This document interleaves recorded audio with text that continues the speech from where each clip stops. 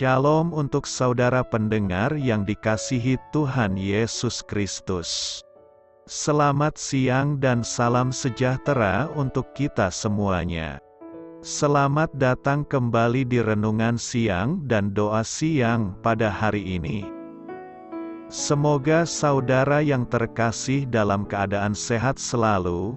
Kiranya damai dan sukacita Roh Kudus melimpah di dalam hati dan pikiran saudara saat ini. Sebelum kita mulai renungan pada siang hari ini, marilah kita bersama-sama berdoa. Bapa di kerajaan sorga, terima kasih atas penyertaan yang Engkau berikan kepada saya atas siang hari yang indah ini. Terima kasih telah memberi saya kesempatan untuk selalu dapat bersyukur atas segala pekerjaan yang aku kerjakan. Maka dari itu, saya mohon sertailah selalu diri ini sepanjang hari ini. Terima kasih atas berkat Tuhan hingga saat ini aku masih bisa merasakan kebaikan Tuhan dan buatlah agar bibirku selalu mengucap syukur kepadamu. Tuhan Yesus Kristus, terima kasih pada saat ini saya masih bisa bekerja. Tuhan, saat ini saya akan memulai pekerjaan saya. Berkatilah pekerjaan ini dan sertailah sepanjang saya selama bekerja pada hari ini, agar menjadi berkat bagiku, bagi keluargaku dan juga tempat saya bekerja. Berkati seluruhnya di siang hari ini agar berjalan dengan baik dan menjadi berkat untuk kami jalani bersama dengan anak Tuhan yang lainnya. Dalam nama Tuhan Yesus, aku berdoa. Amin. Sahabat saudara rohani, pembacaan ayat emas Alkitab renungan kita siang hari ini. Nats bacaan kita siang hari ini adalah, siapa yang ada di dalam Kristus, ia adalah ciptaan baru, yang lama sudah berlalu, sesungguhnya yang baru sudah datang. Tertulis di dalam kitab 2 Korintus 5 ayat 17, bacaan kita pada siang ini terambil dari kitab 2 Korintus 5 ayat 12 sampai dengan ayat 21. Dengan ini kami tidak berusaha memuji-muji diri kami sekali lagi kepada kamu, tetapi kami mau memberi kesempatan kepada kamu untuk memegahkan kami, supaya kamu dapat menghadapi orang-orang yang bermegah karena hal-hal lahiriah dan bukan batiniah. Sebab, jika kami tidak menguasai diri, hal itu adalah dalam pelayanan Allah. Dan jika kami menguasai diri, hal itu adalah untuk kepentingan kamu. Sebab kasih Kristus yang menguasai kami, karena kami telah mengerti, bahwa jika satu orang sudah mati untuk semua orang, maka mereka semua sudah mati, dan Kristus telah mati untuk semua orang. Supaya mereka yang hidup, tidak lagi hidup untuk dirinya sendiri, tetapi untuk Dia, yang telah mati dan telah dibangkitkan untuk mereka. Sebab itu kami tidak lagi menilai seorang juga pun menurut ukuran manusia. Dan jika kami pernah menilai Kristus menurut ukuran manusia, sekarang kami tidak lagi menilainya demikian. Jadi siapa yang ada di dalam Kristus, ia adalah ciptaan baru, yang lama sudah berlalu, sesungguhnya yang baru sudah datang, dan semuanya ini dari Allah, yang dengan perantaraan Kristus telah mendamaikan kita dengan dirinya dan yang telah mempercayakan pelayanan pendamaian itu kepada kami. Sebab Allah mendamaikan dunia dengan dirinya oleh Kristus dengan tidak memperhitungkan pelanggaran mereka.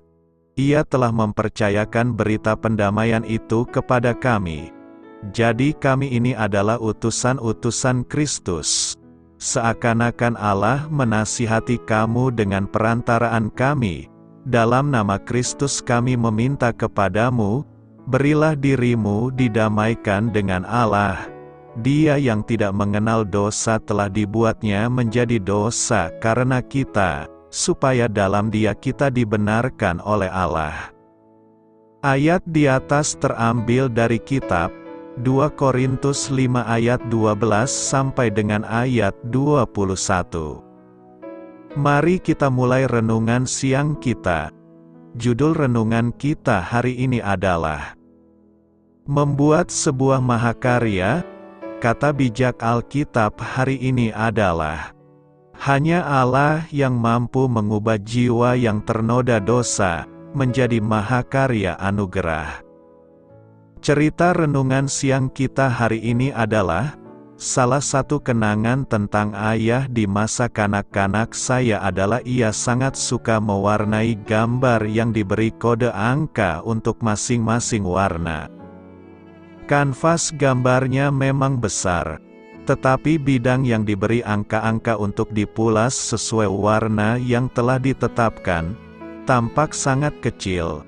Ayah biasanya duduk di kursinya di ruang bawah tanah selama berjam-jam sembari mengerjakan gambar di hadapannya dengan sangat cermat sambil ditemani secangkir kopi di sampingnya.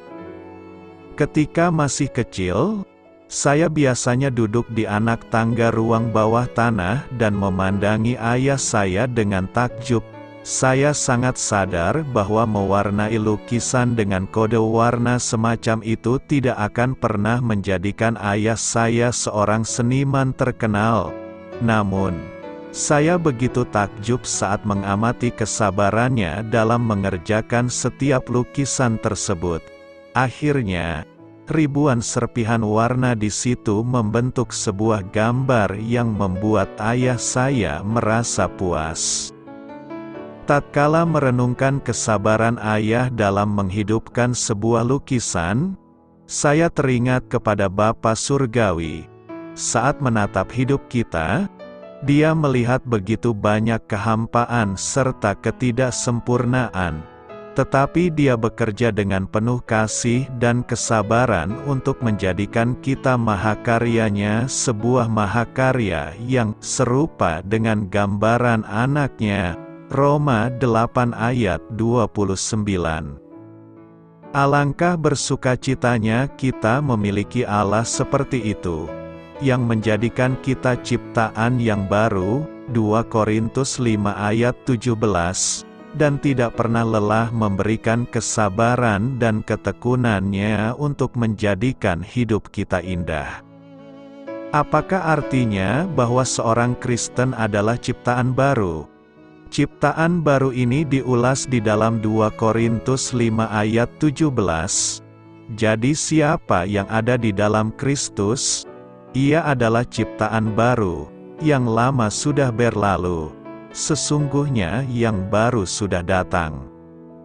Kata "jadi" merujuk kepada ayat 14-16 di mana Paulus memberitahu bahwa semua orang percaya telah mati bersama Kristus dan tidak lagi hidup untuk diri sendiri. Kehidupan kita sudah tidak lagi bersifat duniawi. Hidup kita sekarang bersifat rohani. Kematian kita adalah kematian hodrat berdosa kita yang telah disalib bersama Kristus.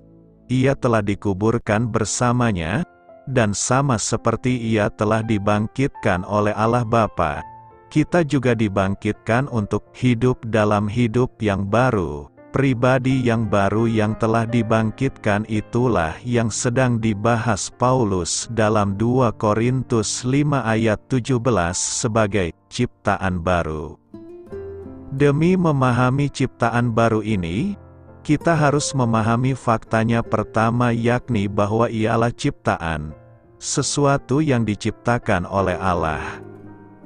Yohanes 1 ayat 13 memberitahu bahwa kelahiran baru ini telah terjadi menurut kehendak Allah. Kita tidak diwariskan hodrat yang baru, dan kita juga tidak menciptakan diri kita yang baru, dan Allah tidak sekedar membersihkan hodrat kita yang lama. Ia menciptakan sesuatu yang sepenuhnya baru dan unik. Ciptaan baru ini benar-benar baru. Dihadirkan dari nol, Sama seperti segenap alam semesta telah diciptakan oleh Allah secara ex nihilo, dari kekosongan, hanya Sang Pencipta dapat melakukan hal itu. Kedua, yang lama sudah berlalu. Yang lama sedang merujuk kepada segala sesuatu di dalam hodrat lama kita, kesombongan, kesukaan berdosa, pengandalan upaya pribadi, dan opini-opini, kebiasaan, dan nafsu kita yang lawas. Semua hal yang dahulunya kita kasihi telah berlalu, terutama kasih akan diri sendiri dan pembenaran diri dan promosi diri sendiri. Ciptaan yang baru menatap kepada Kristus, bukan menatap diri sendiri. Semua hal yang lama telah mati, dengan disalibkan bersama hodrat yang lama kita. Dengan berlalunya yang lama, yang baru sudah datang. Hal-hal yang usang dan mati telah digantikan dengan hal-hal baru, yang penuh dengan kehidupan dan kemuliaan Allah. Jiwa yang baru lahir ini berkenan terhadap hal-hal ilahi dan membenci hal-hal duniawi serta berbau kedagingan. Tujuan, perasaan, keinginan, dan pengertian kita baru dan sangat berbeda. Kita melihat dunia melalui sudut pandang baru. Alkitab seakan-akan belum pernah kita baca, dan walaupun mungkin pernah kita baca, ada keindahan di dalamnya yang belum kita sadari sebelumnya, dan yang membuat kita heran mengapa kita tidak menyadarinya selama ini. Sepertinya alam di sekeliling kita telah berubah, dan kita seakan-akan hidup di dunia yang baru. Langit dan bumi penuh dengan hal-hal baru, dan semua hal sepertinya memuliakan Allah. Ada perasaan baru terhadap sesama manusia kita, kasih bagi keluarga dan kerabat kita, belas kasih yang belum pernah kita rasakan terhadap para musuh kita, dan kasih bagi semua umat manusia. Dosa yang dahulunya kita pertahankan, sekarang ingin kita buang selamanya. Kita telah menanggalkan manusia lama serta kelakuannya, dan telah mengenakan manusia baru, yang telah diciptakan menurut kehendak Allah di dalam kebenaran dan kekudusan yang sesungguhnya. Lantas bagaimana dengan orang Kristen yang masih terus berdosa? Ada perbedaan antara berdosa dan terus hidup dalam dosa. Tidak seorang pun yang dapat mencapai kesempurnaan tanpa dosa dalam kehidupan ini. Namun orang Kristen sejati sedang dikuduskan setiap hari, di mana dosanya semakin sedikit dan semakin ia benci ketika ia gagal. Benar, kita masih berdosa, namun secara tidak disengaja dan semakin jarang beriringinan dengan bertambahnya dewasa rohani kita. Diri kita yang baru membenci dosa yang masih menempel. Perbedaannya ialah bahwa ciptaan baru sudah bukan budak bagi dosa, sebagaimana adanya dahulu. Sekarang kita telah dibebaskan dari dosa dan dosa sudah tidak lagi berkuasa atas kita. Sekarang kita dikuatkan oleh dan bagi kebenaran. Sekarang kita mempunyai pilihan untuk membiarkan dosa berkuasa atau menganggap diri kita mati bagi dosa. Tetapi kamu hidup bagi Allah dalam Kristus Yesus. Puji Tuhan, kita sekarang mempunyai kekuatan untuk memilih alternatif kedua. Ciptaan baru adalah hal yang luar biasa, yang dirancangkan dalam pikiran Allah dan diciptakan oleh kuasa-Nya dan bagi kemuliaan-Nya. Rema hari ini, 2 Korintus 5 ayat 17 berkata demikian. Jadi siapa yang ada di dalam Kristus, ia adalah ciptaan baru, yang lama sudah berlalu, sesungguhnya yang baru sudah datang. Jordi adalah preman kampung yang ditakuti banyak orang. Melihat badannya yang besar dan memiliki tato, mereka lari ketakutan. Dengan keluarganya sendiri, ia juga sering berlaku kasar. Suatu ketika, Jordi diajak temannya untuk merampok, namun aksi mereka digagalkan polisi. Keduanya pun ditangkap dan dipenjara. Jordi cukup menyesal karena mendapat hukuman kurungan yang cukup lama.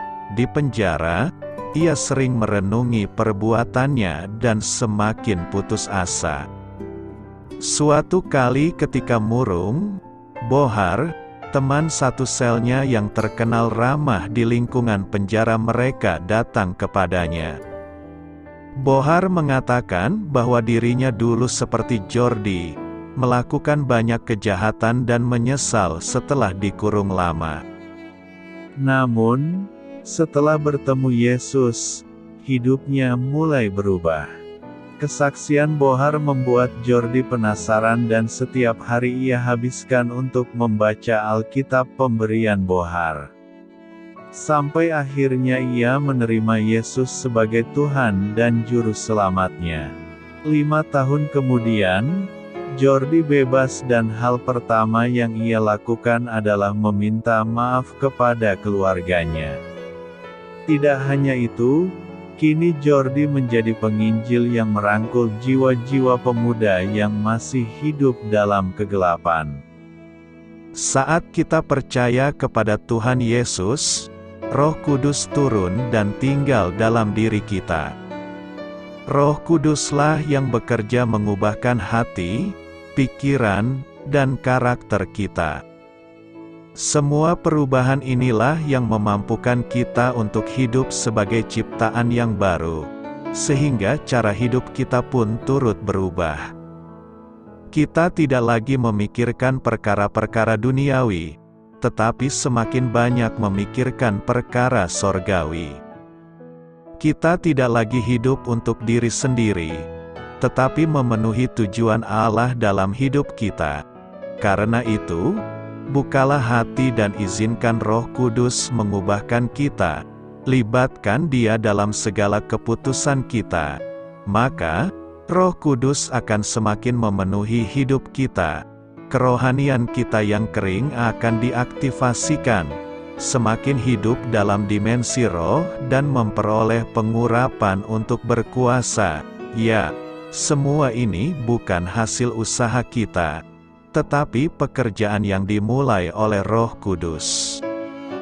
Renungkan, ketika manusia roh kita diaktifasi dan kita berjalan bersama Roh Kudus, kita pun akan hidup sebagai ciptaan yang baru.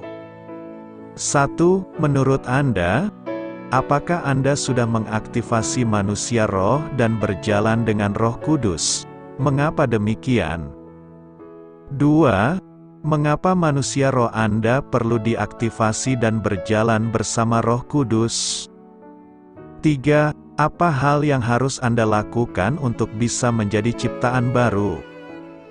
Doa untuk hari ini, ya Tuhan Yesus, terima kasih atas berkat yang Kau berikan kepada kami. Ya Bapa, berikan kami kemampuan dan kemauan untuk mau mengaktifasi manusia roh kami. Kami mau untuk hidup dalam Kristus dan melupakan masa lalu kami. Kami ingin menjadi manusia ciptaan baru yang berjalan hanya pada kehendak-Mu saja. Di dalam nama Tuhan Yesus kami sudah berdoa. Amin. Pentingnya senantiasa membangun persekutuan dengan Tuhan terus-menerus. Kita tahu bahwa tanpa hubungan yang intim dengan Roh Kudus sebenarnya kita ini kosong. Itu sebabnya gereja kita sangat mendorong bahkan menyediakan fasilitas supaya jemaat bisa membangun persekutuan yang intim dengan Tuhan melalui renungan harian saudara rohani yang dibagikan kepada setiap jemaat setiap hari.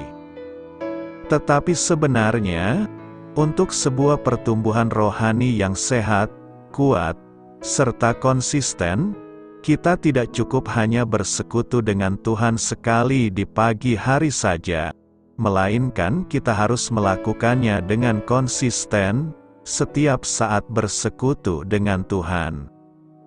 Secara jasmani saja, kita bisa saja makan sekali dalam satu hari. Tetapi kekuatan tubuh kita tidak akan bisa maksimal jika dibandingkan dengan kalau kita makan 3 kali sehari.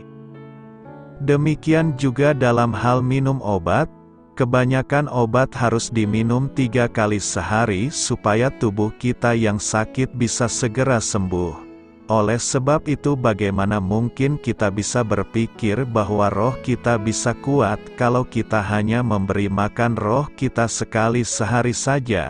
Kita perlu memberi makan manusia roh kita setidaknya 3 kali sehari, sama seperti kita memberi makan manusia jasmani kita. Kita bisa melihat Tuhan Yesus, teladan yang sempurna bagi kita semua.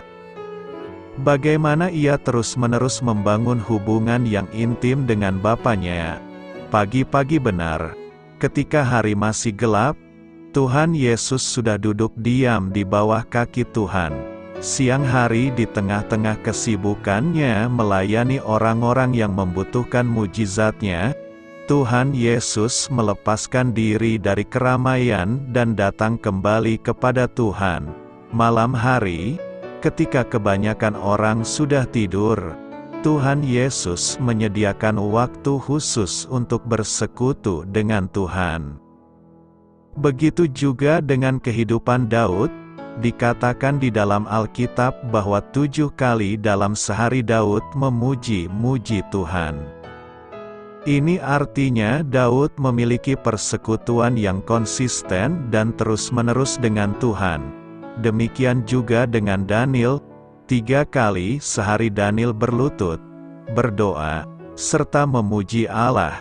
Smith Wigglesworth, hamba Tuhan yang dipakai Tuhan membangkitkan banyak orang mati, berkata ia tidak berdoa lebih dari 15 menit, tetapi ia tidak akan melewatkan 15 menit berlalu tanpa berdoa. Tidak heran jika orang-orang besar yang dipakai Tuhan luar biasa itu memiliki kehidupan roh yang kuat, mantap dan penuh kuasa. Itulah sebabnya mengapa penting sekali bagi kita untuk terus-menerus membangun persekutuan yang intim dengan Tuhan. Namun, kendala yang terjadi di banyak kehidupan kita sehari-hari adalah seringkali kita lupa bersekutu dengan Tuhan saat kita sudah disibukkan dengan berbagai macam hal yang harus kita kerjakan sepanjang hari itu.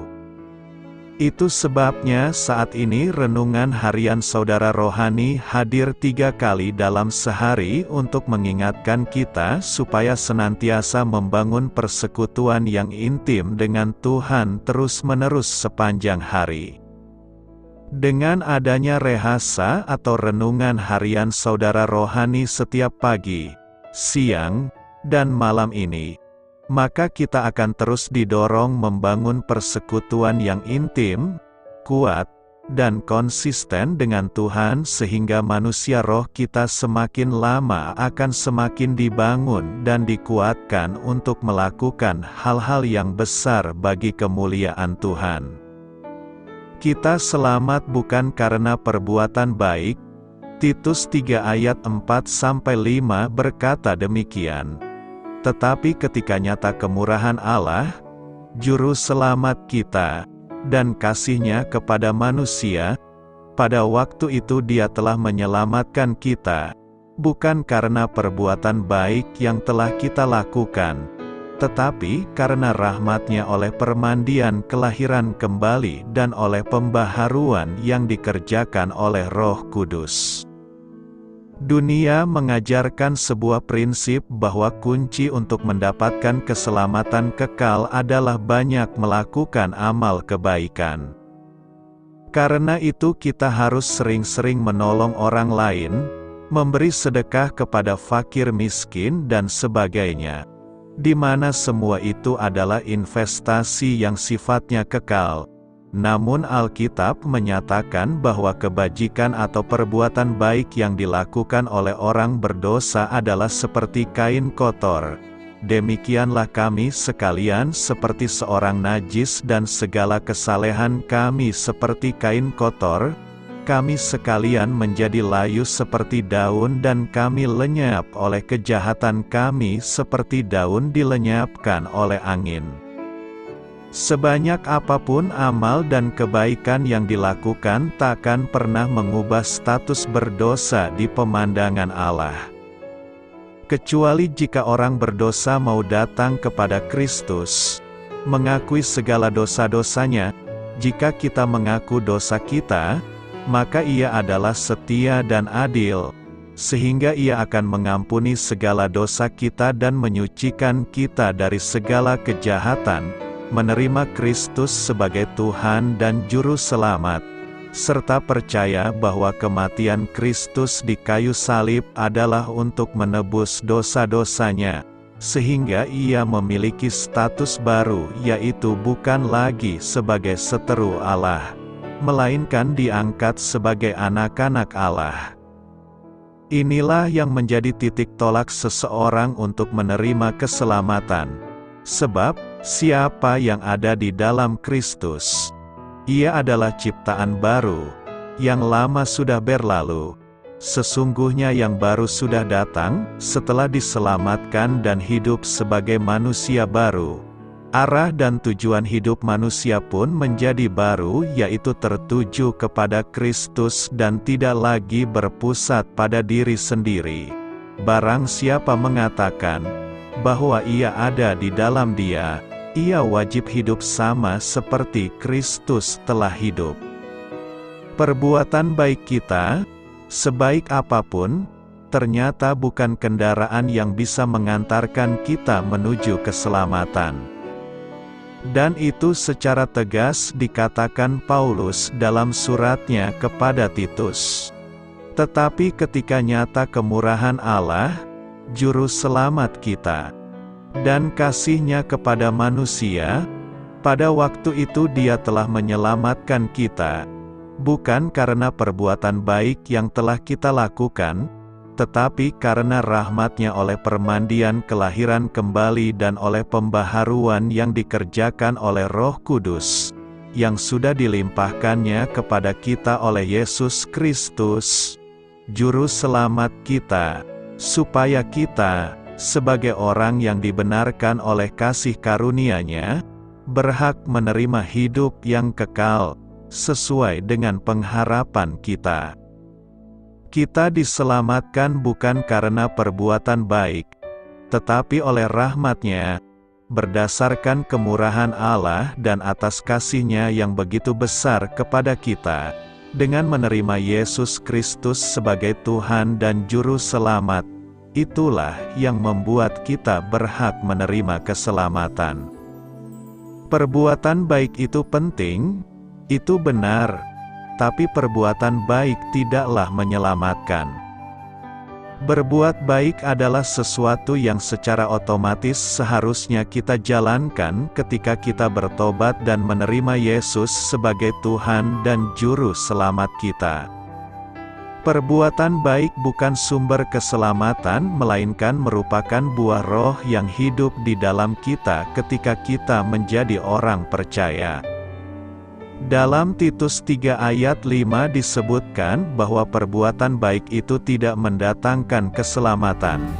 Tetapi perhatikan pula bahwa dalam Yakobus 2 ayat 2 ada ayat yang berkata, "Kamu lihat bahwa iman bekerja sama dengan perbuatan-perbuatan dan oleh perbuatan-perbuatan itu iman menjadi sempurna." Perbuatan baik yang merupakan buah Roh merupakan satu dari perbuatan nyata dalam melakukan firman, dan itulah yang kemudian akan menjadikan iman kita sempurna. Keselamatan hanya ada dalam Kristus, dan itu diberikan cuma-cuma sebagai bentuk rahmat atau kasih karunia Tuhan kepada kita. Keselamatan merupakan rahmat Tuhan yang diberikan lewat Yesus Kristus. Perbuatan baik bukanlah sarana utama untuk mendapatkan keselamatan kekal, tapi merupakan buah dari keselamatan. Karena itu, Mari membuka hati kita untuk menerima Yesus sepenuhnya yang akan membawa kita kepada keselamatan kekal. Lalu, jadilah pelaku-pelaku firman yang di dalamnya penuh dengan perbuatan baik kepada sesama tanpa terkecuali sebagai buah keselamatan kita. Selamat memulai karya dalam minggu ini untuk Tuhan. Doa saya menyertai saudara sekalian. Saya memberkati Anda agar sewaktu Anda mencarinya dari Dia, Bapa Surgawi Anda akan memberikan bagi Anda roti harian Anda. Dalam nama Yesus Kristus, Tuhan yang berkuasa atas alam semesta dan menuntun kita kepada iman yang menyelamatkan, Tuhan Yesus menyertai senantiasa. Tuhan memberkati. Amin.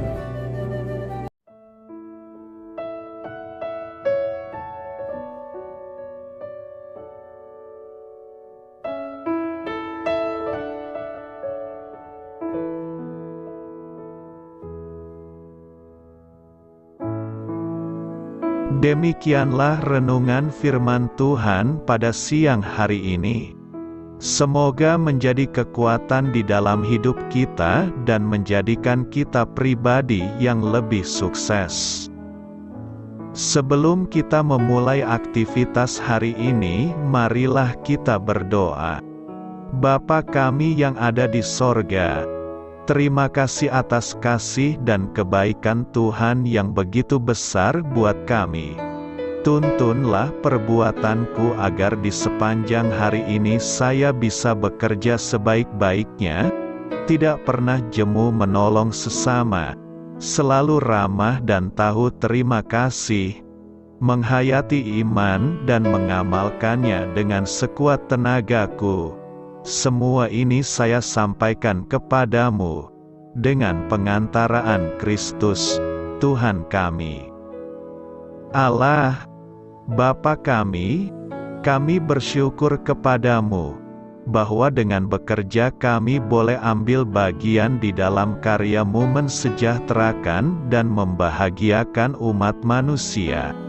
Kami mohon bimbingan-Mu dalam melaksanakan pekerjaan kami hari ini. Bimbinglah kami agar sanggup bekerja dengan semangat kasih, dengan riang, rajin dan jujur. Terima kasih, Tuhan. Amin. Dalam nama Tuhan Yesus Kristus Tuhan dan Juru Selamat kami, Bapa kami yang baik, kami mengucap syukur dan berdoa. Amin. Biarlah firman Tuhan menjadi pengingat untuk kita semua, bahwa tuntunan dari Roh Kudus akan selalu memberi jalan keluar bagi setiap permasalahan hidup kita, dan memberi kedamaian di hati kita. Amin. Sampai jumpa di renungan siang saudara rohani berikutnya. Shalom.